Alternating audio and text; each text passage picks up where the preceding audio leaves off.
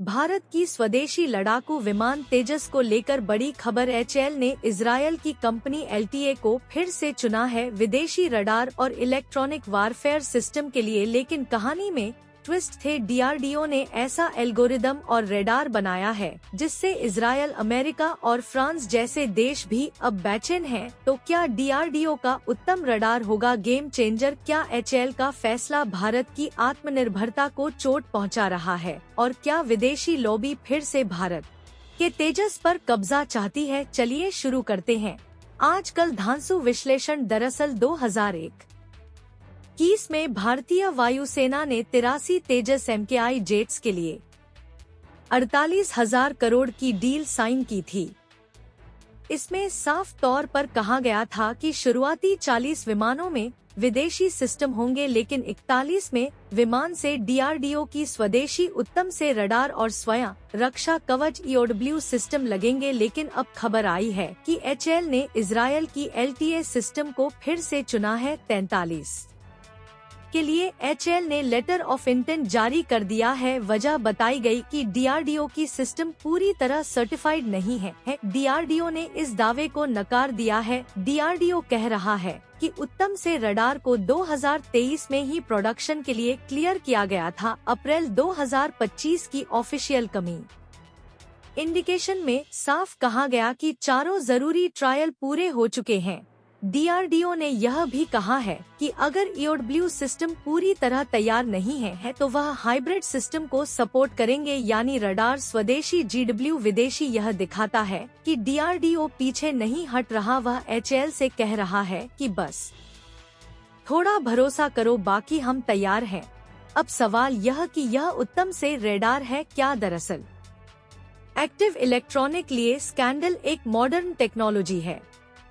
इसमें सैकड़ों छोटे छोटे ट्रांसमिट रिसीव मॉड्यूल्स होते हैं जो बीम को इलेक्ट्रॉनिक लिए घुमाते हैं।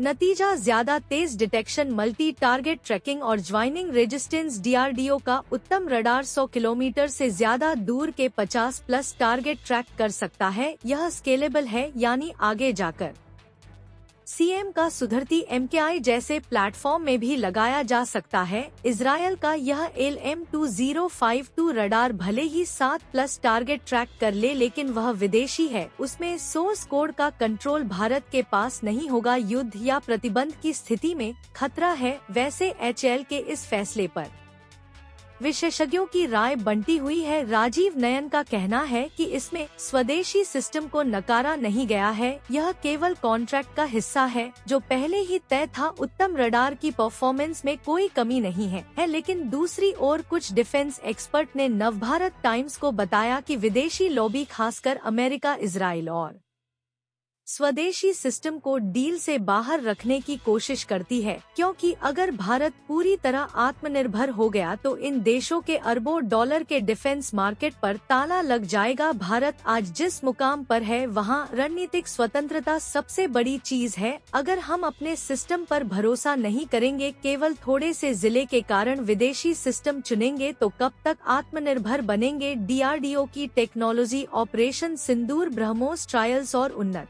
मिशनों में अपनी उपयोगिता सिद्ध कर चुकी है। खैर, डीआरडीओ ने साफ कर दिया है कि स्वयं रक्षा कवच IWF सिस्टम 41 स्वयं विमान से पहले ही सर्टिफाइड हो जाएगा। उन्होंने एचएएल को एक बीच का रास्ता भी दिया है, हाइब्रिड सिस्टम जिसमें रडार स्वदेशी हो और EWS सिस्टम विदेशी। अब गेंद एचएएल के पाले में है। आज सवाल सिर्फ एक रडार या EWS सिस्टम का नहीं है, सवाल है भारत के डिफेंस फ्यूचर का। हमने ब्रह्मोस से लेकर सिटी मिसाइल तक बना लिया, फिर क्या रडार और जामिन सिस्टम नहीं बना सकते? डीआरडीओ का उत्तम हो या स्वयं रक्षा कवच, ये सिर्फ टेक्नोलॉजी नहीं, आत्मनिर्भरता का प्रतीक है। और अगर एचएएल ने इन पर भरोसा नहीं किया तो कल को अमेरिका या इजरायल हमें फिर से रोक सकते हैं, जैसे पहले रोकते थे। लेकिन आज का भारत पहले जैसा नहीं है। और तेजस आई में उत्तम लगे या ना लगे, आने वाले तेजस MK2M का और TDP में जरूर लगेगा।